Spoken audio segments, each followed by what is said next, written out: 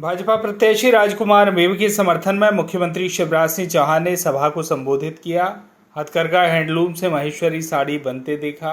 मंडलेश्वर में मुख्यमंत्री शिवराज सिंह चौहान ने आम सभा को संबोधित किया, जहां बड़ी संख्या में मौजूद जनसमूह और बहनों से महेश्वर विधानसभा में भाजपा प्रत्याशी राजकुमार मेव की जीत और प्रदेश में सरकार बनाने के साथ केंद्र में मोदी सरकार बनाए रखने का आशीर्वाद मांगा। आयोजन मंच पर स्वागत के बाद सांसद गजेंद्र पटेल और भाजपा प्रत्याशी राजकुमार मेव ने जनता को संबोधित किया। भाजपा प्रत्याशी राजकुमार मेव ने किसानों को सिंचाई योजना से लाभ और ग्रीन बेल्ट के रहवासियों की जमीन को राजस्व में बदलने की मांग की। सभा को संबोधित करते हुए सीएम शिवराज ने कांग्रेस पर निशाना साधा।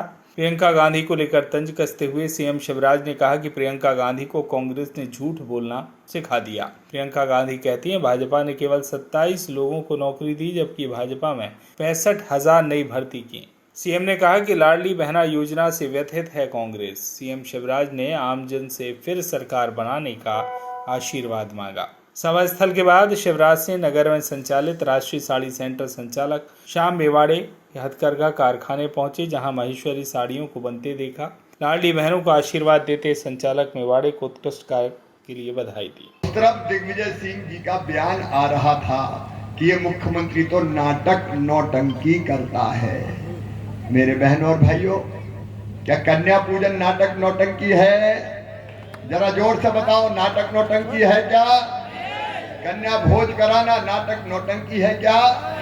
अरे कांग्रेस के नेताओं, भारत के संस्कार कैसे भूल गए तुम? सनातन की परंपराएं कैसे भूल गए तुम? ये तुम हो जो अपने भाषणों में मां, बहन और बेटियों को अपमानित करते हैं। यही कांग्रेस के नेता हैं, चाहे वो उनके मुख्यमंत्री रहे हो नेताओं, और चाहे जो उनके बाद आजकल कपड़ा फाड़ राजनीति चल रही है कांग्रेस में। आपने सुना होगा, नाराज होकर कुछ लोग कमलनाथ जी के पास पहुंचे, जिनको टिकट नहीं मिला, तो कमलनाथ जी ने कहा कि भैया कपड़े फाड़ना है तो दिग्विजय के फाड़ो, जयवर्धन के फाड़ो।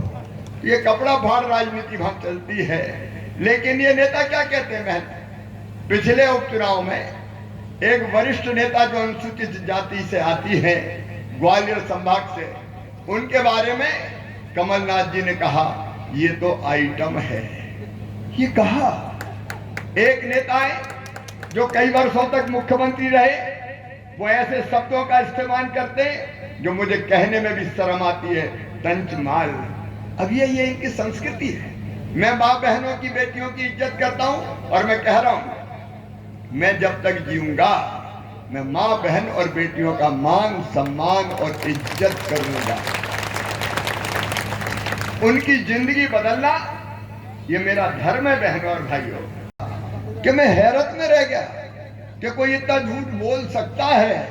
वो कह रही थी मध्य प्रदेश में 3 साल में केवल 27 नौकरियां मिली। मेरी बहन प्रियंका जी, क्या कांग्रेस ने आपको झूठ बोलने की ट्रेनिंग दे रखी है? या तो जानबूझ के झूठ बोलती हो, या ये दिग्गी और कमलनाथ भी बड़े कलाकार हैं, कुछ भी बुलवाते रहते हैं। अरे इसी साल 1 लाख नौकरियों की मैंने घोषणा की थी, 65,000 भर्ती हो चुकी है। हमारी कोशिश है कि हम हर बेटा बेटी को सरकारी नौकरी के साथ साथ अब हमारे हर ठेला वाले, इनको हमने तय किया फुटपाथ पर सामान बेचने वाले। महेश्वर से राकेश शर्मा की रिपोर्ट।